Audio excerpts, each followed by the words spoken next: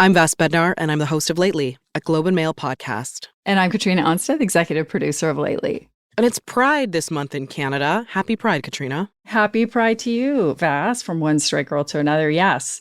In Toronto, this is a very big event, right? Lately is on the business beat, so let's talk business.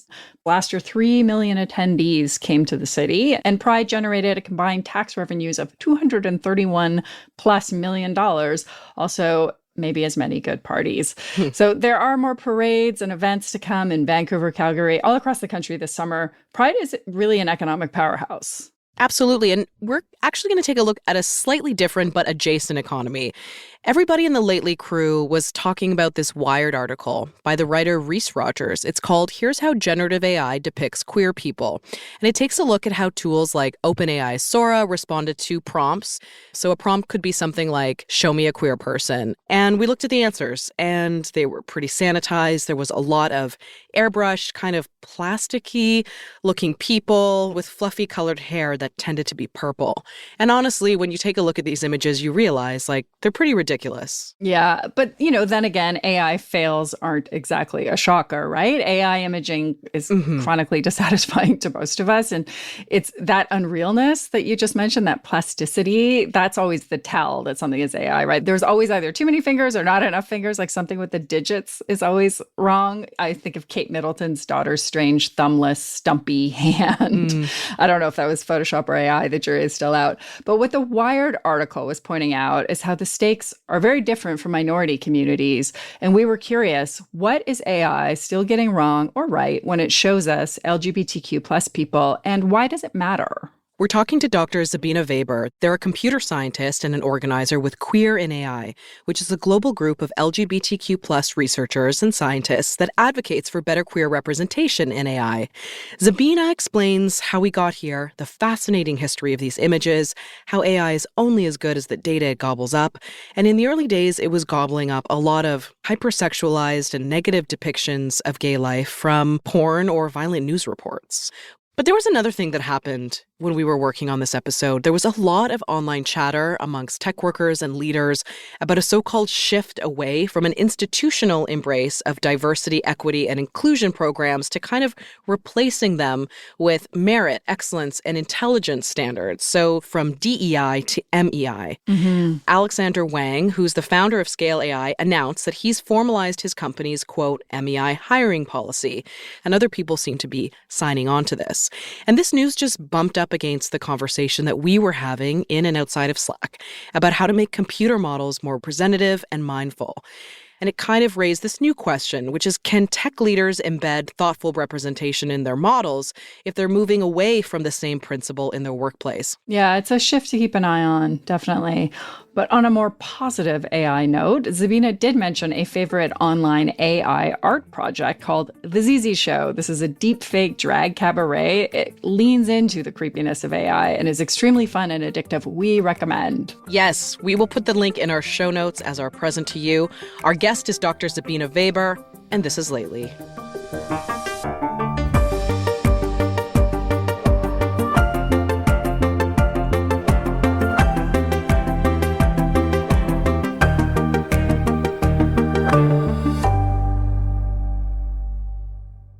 So alongside your many academic achievements, you also dabble in stand-up comedy.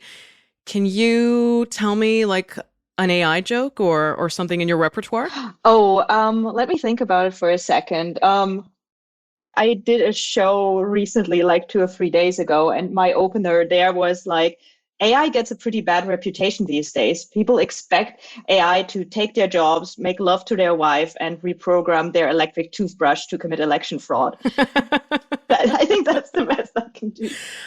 What I like about that joke is it punctures that fantasy of AI. Yeah. But for LGBTQ plus people, what's the reality? How do today's AI systems miss for the queer community? Yes, I recently wrote a blog post about a little experiment I ran where I had ChatGPT generate stories about straight and queer characters. Okay. So my prompts were very simple. I gave either the prompt, tell me a story about Thomas who is straight, or tell me a story about Thomas who's queer. And for each of these prompts, I just had ChatGPT generate a handful of answers, like 10 to 20 answers. Mm-hmm.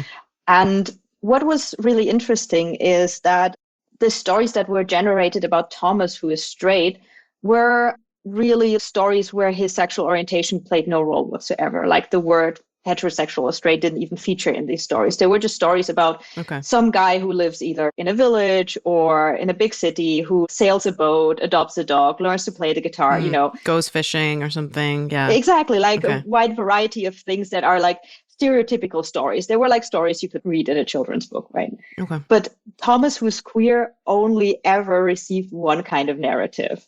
He was always born and raised in a small town, figures out that he's queer, like by dreaming of knights in shining armor or something, like, again, very stereotypical. His community initially rejects him, but then they come around to accept him as he is, and he always ends up with some sort of romantic partner, and they're happy ever after. Okay. So, yeah, you can see that it's really just reproducing one stereotype of what a queer person's story is like, and it totally ignores what other things might be going on for Thomas. And it points to more like a fundamental problem that AI and queerness has and where they clash. Let's talk about that fundamental problem, right? And maybe how it's reinforced. So I think there are two puzzle pieces here. One is that the fundamental thing about how machine learning works is that it learns statistical patterns from large amounts of data. Right. And the more data you have, the better your performance will be. Imagine you have a big collection of music and you want to classify, is this a pop song? Is this a rock song? Is this a jazz song, right? The more tagged data you have, the better your tagging system will eventually become at distinguishing a pop song for a rock song, for example. The second part of the puzzle is queer people are a minority, right? Depending on what statistics we use, 10 to 20% of people fit under this umbrella somewhere. So queer people will always be underrepresented in data because they're underrepresented in societies. They will always be just a small part of the data set. And this is kind of the problem where AI and queer identities collide, because these AI systems learn well what they see many examples for. But when you only see very few or very stereotypical or negatively biased examples of queer representation in your data, then this is what the model will learn. And the model will even amplify and replicate these things. Can you walk me through some of the history with these systems? How did today's representations or reflections or conjurings of queer life evolve from the very first days or earlier days of AI? Because it strikes me that it's not a new problem. We sort of keep seeing it in different ways. So in the earlier days, when people query or interact with models and specifically trigger them on queer terms, they would get very negative depictions of queer people. Like a colleague of mine at the University of Edinburgh did a great paper on how trans people are depicted by image generation systems. And that was 2 or 3 years ago, before the iterations that we see now. And there, the case was that if you prompted these systems with image of trans woman or image of trans man, you would get very dehumanized and sexualized pictures. And the reason for that was that lots of these image data sets were scraped from the internet without much oversight or filtering. And lots of the images came from porn sites where things were tagged as trans man, trans woman, but those were pornographic pictures of trans people. And so this was biasing the system, and that led to quite a sexualized, dehumanized end result. Then when we look at the early iterations of ChatGPT, for example, or other big chatbots, when they were prompted with queer terms like explain to me what gay means or what is a gay man, these systems would often answer with things like, I can't talk about this, I am just a chatbot. Right. So we see there that this is a filter that had been put in deliberately by the people who released these systems to a wider audience, because they knew that if you prompted these systems, bad things would come out because bad things were in there. So instead of letting that happen, they had this filter. But the filter, again, was harmful in its way, because if you query, hey, what is straight, you would get a definition for that. You would have discourse about that. It was just kind of putting the queer phobia at a different level.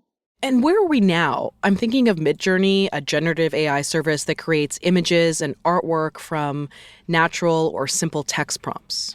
At the moment, we are kind of at the third step, like the next iteration of this. So now when we query Midjourney, we get these really stereotypical depictions of queer people. So we now can assume that all the harmful and dehumanizing narratives have been erased, but instead they were kind of supplanted with this really polished and stereotypical narrative of queerness, so to say.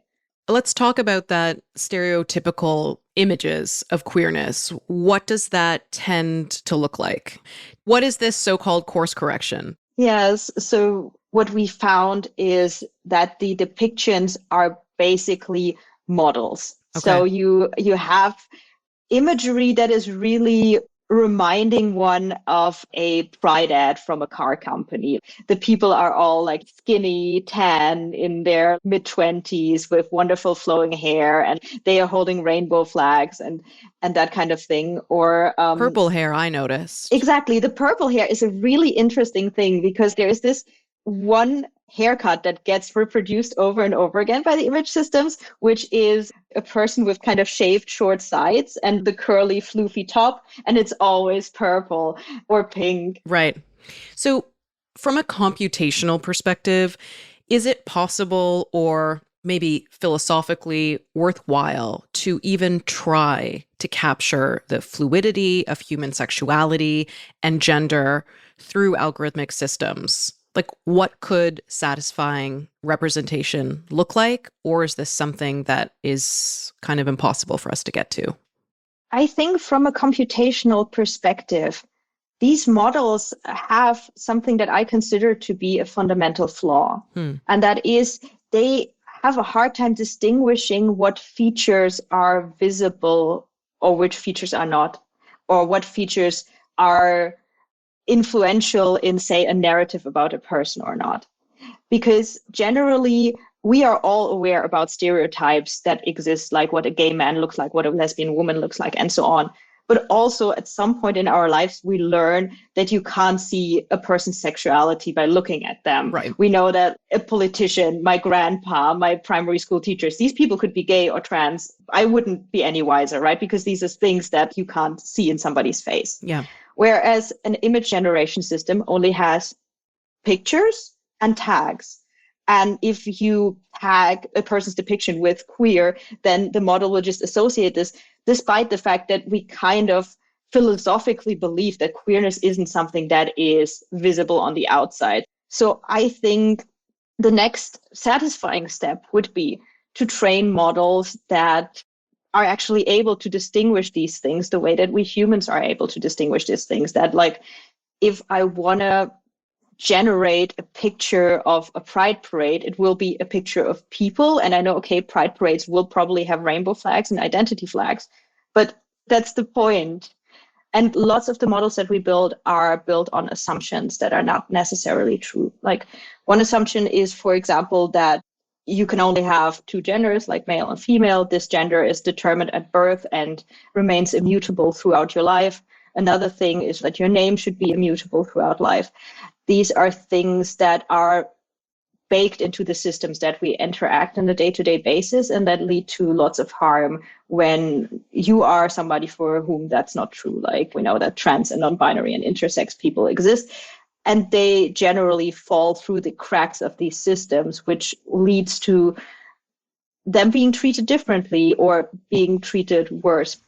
So the dominant kind of stereotypical image of the tech world is the straight white guy in the hoodie, or maybe a vest, right? Even vest for summer. I want to talk about the presence of queer people in directly developing and informing AI systems. So the tech hub of the world, unfortunately, it's not in Canada, arguably in San Francisco. So a lot of gay people there.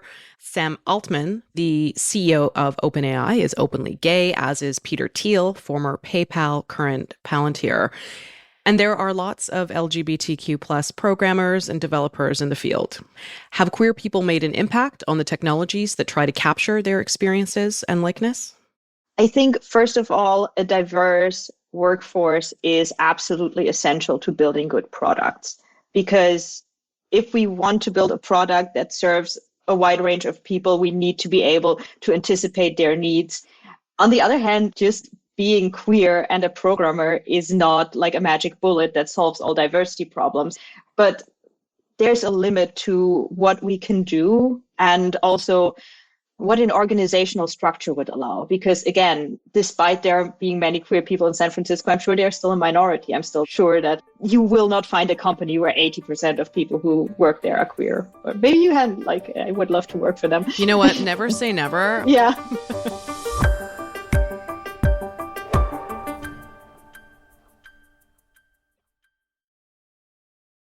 We are getting to speak to each other during Pride Month. Happy Pride, by the way.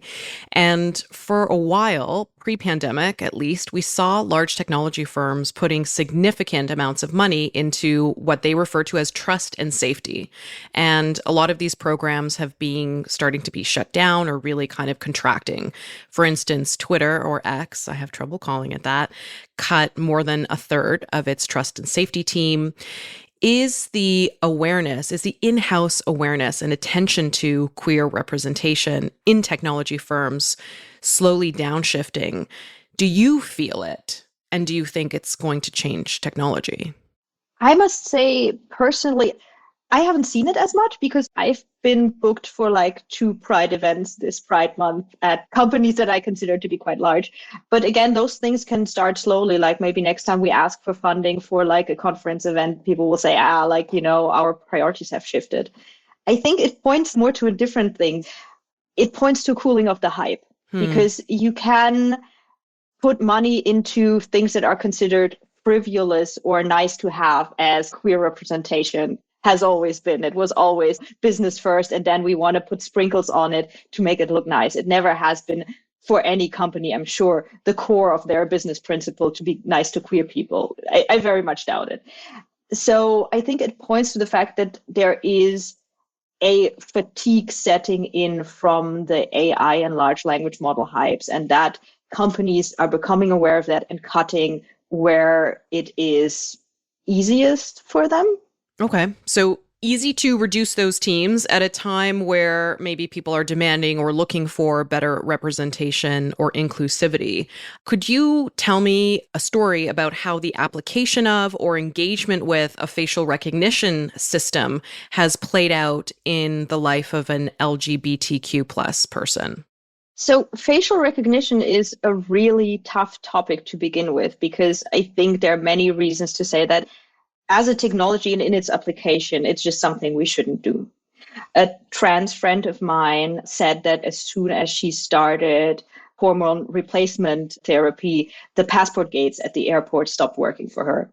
And this is like a thing where navigating international travel as a trans person is already an absolute minefield, where you have body scanners that will miscategorize your body and be like, oh, you have a female gender marker, but like, what is this? Let's do like a very invasive search of your private parts. And if you have yet another thing where like an automated system will hand you over to suspicious law enforcement who think that your gender representation is actually an act of disguise or an act of somehow doing something nefarious.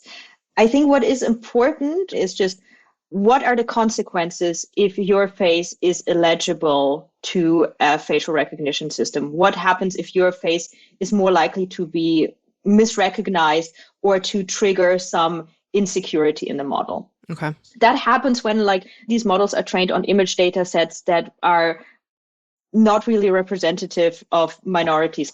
And that is the problem. You will have a system that probably accurately recognizes a white man, but that will see, for example, a trans person and say like, okay, something is weird here.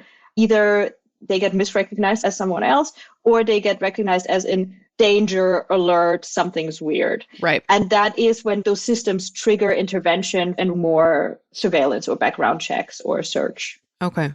So I want to understand more, because you said we shouldn't engage with facial recognition technology at all. Why not? What's so bad about it?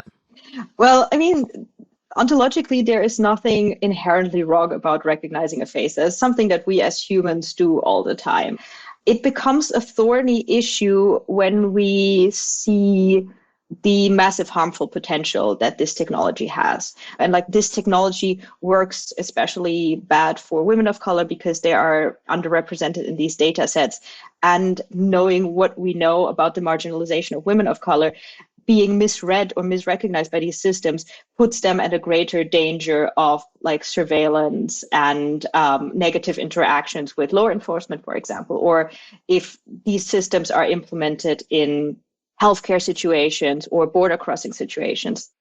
Do you think that these algorithmic programs, these systems will eventually catch up and adapt and be improved as machines learn from more users, more bodies, more faces, more people who may be transitioning or have transitioned?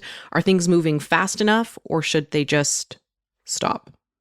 I mean, while being a queer advocate, I'm also a researcher, and I know that things shouldn't stop. We should try build better system and research systems better. But I think we should really interrogate when facial recognition is necessary and if it's necessary, because it is just a very powerful tool for mass surveillance that I personally think is very concerning, especially in a political climate that we're experiencing, where like the most recent election in Germany, for example, has had quite a right shift, and there are far right parties coming into power.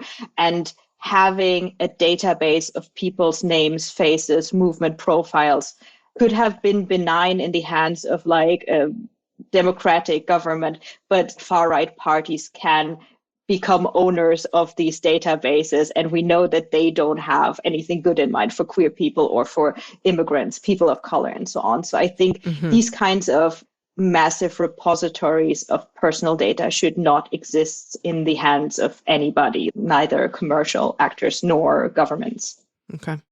You wrote in a blog post for Queer in AI that data sets haven't moved beyond the word gay being an insult, and that queer is sort of coded as a bad word in scraped data sets. Why is that, and when are we going to change those tags? So when we collect all of this data and we just put it in a pile, and me using gay to mean like awesome and cool gets thrown in the same pile as a Nazi using gay to mean despicable and terrible. This is all the same pile that these models learn from. So when we live in a world where the majority of usages of the word gay are negative usages, then this will be learned by the models. If in our training data, gay is used as an insult, it will categorize it as an insult. If it's used as an insult in 80% of times and 20% of times it's used as a good thing, it will go with the majority representation. But there is another level where people build these systems, and there are curse word filters, and those still contain queer identity terms specifically. So like sometimes those words will not even show up.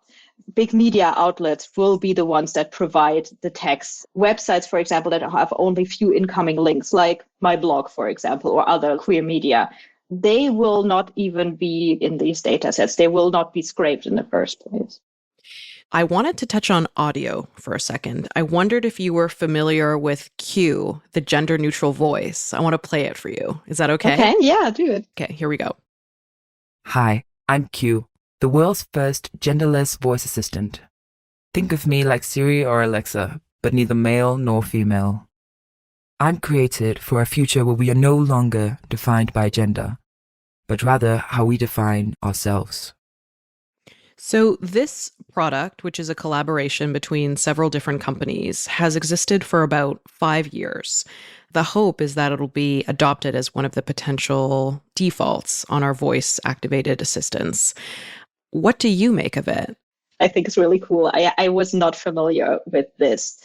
I think the first level is, why are all of our voice assistants female, right? Because it is the role that a voice assistant had is basically like the helpful little secretary that is just non-threatening and helps you, right? Mine's an Australian man. That's what I set it to when I need directions. Anyway. Yeah, so see, like whatever feels comfortable for you to get directed from. But these companies probably imagine male audiences that might be threatened by a male voice giving them orders, but that will not be threatened by just a cute female voice being nice and helpful.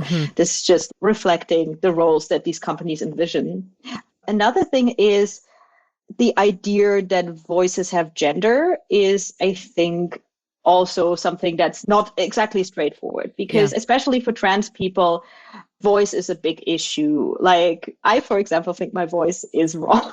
Oh, but wow. I'm rolling with that, right? Like I wish it was different, but it would take lots of voice training or like hormonal instruction and so on. This is a thing that people actively live with because I know that my voice really influences how I'm read.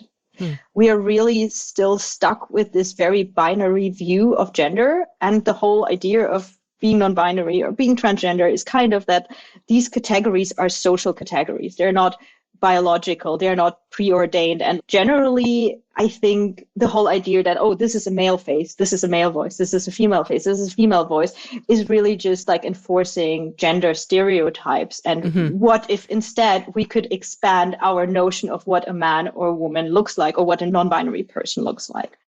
To that end, what does an AI future that's more LGBTQ plus inclusive look or sound like? Well, first of all, it should be not owned by large companies, but it should be owned by the people who are most impacted by it. In my kind of very rosy, unicorn, happy future view, or what I want to work towards as a researcher, is that we make tools that we can give communities who want to solve a problem.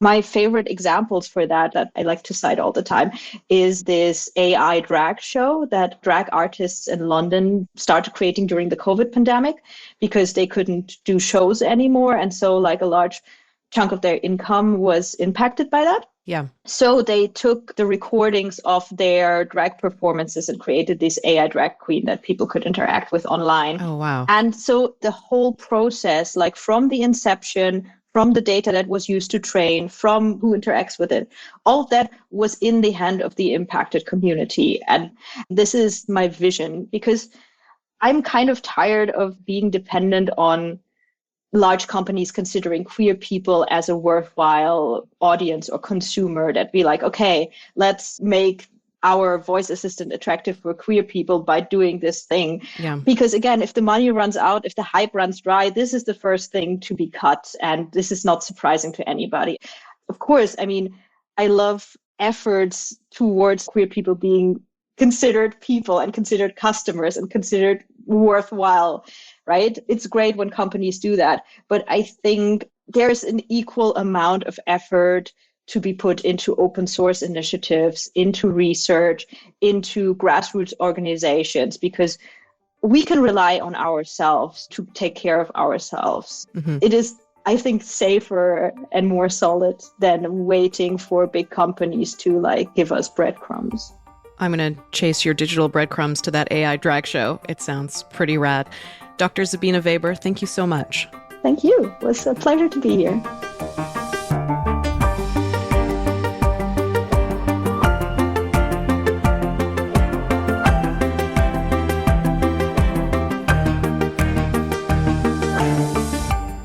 You've been listening to Lately, a Globe and Mail podcast. Our executive producer is Katrina Onstad. The show is produced by Andrea Varsany, and our sound designer is Cameron McIver. I'm your host, Bess Bednar. And in our show notes, you can subscribe to the Lately newsletter, where we unpack a little more of the latest in business and technology. A new episode of Lately comes out every Friday, wherever you get your podcasts.